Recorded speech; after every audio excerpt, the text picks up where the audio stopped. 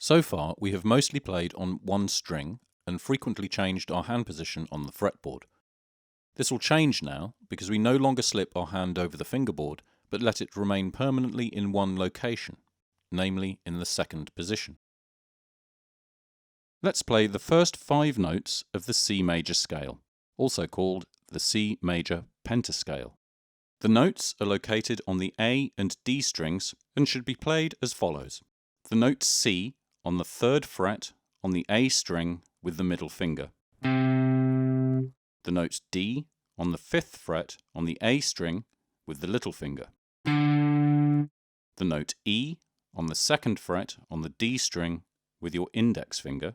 The note F on the 3rd fret on the D string with your middle finger. The note G on the 5th fret on the D string with the little finger. To familiarize yourself with this scale, let's do a little exercise. The ring finger takes a break for now, and since the index finger only needs to play notes on the D string, it remains permanently on the 2nd fret.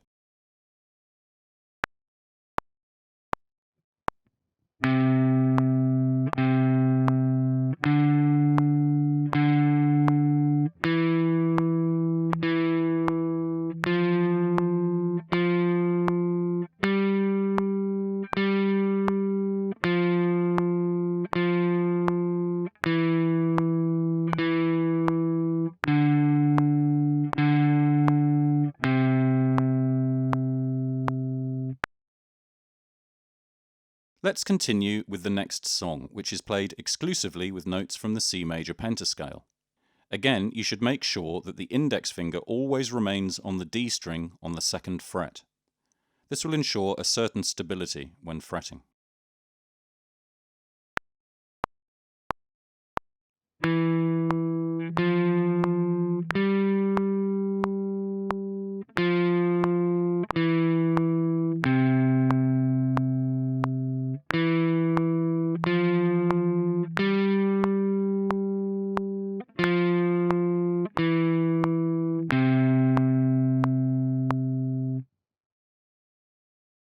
In the B section, you see a new character at the end of the 3rd bar. Here, the 8th note C is connected to the following whole note in the 4th bar with a bow. This is called a tie and simply means that both notes are connected and the second one must not be plucked on the 1st beat in the 4th bar. In addition, a new rest is added. In the 8th bar, on the upbeat of the 4th beat, is an 8th note rest. This means that the note must be dampened on the upbeat of the 4th beat, or you simply play the last note a bit shorter.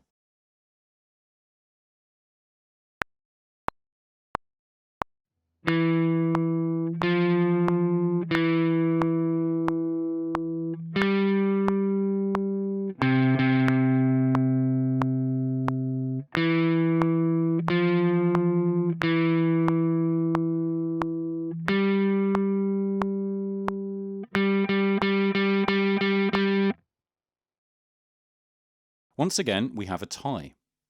This time in the 1st bar on the note E on the upbeat of the 4th beat. It is connected to the following half note. This means you don't play the half note on the 1st beat of the 2nd bar again, but let the note continue to sound until the next note is played on the 3rd beat.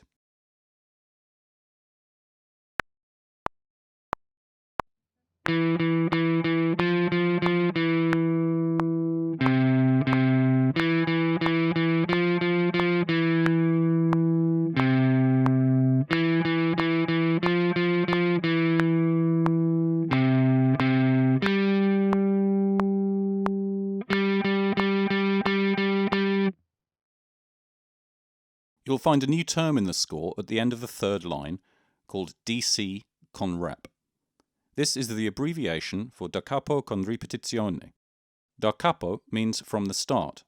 So after the 3rd line, you play the piece again completely from bar 1, and con ripetizione means that you should also play all repeats.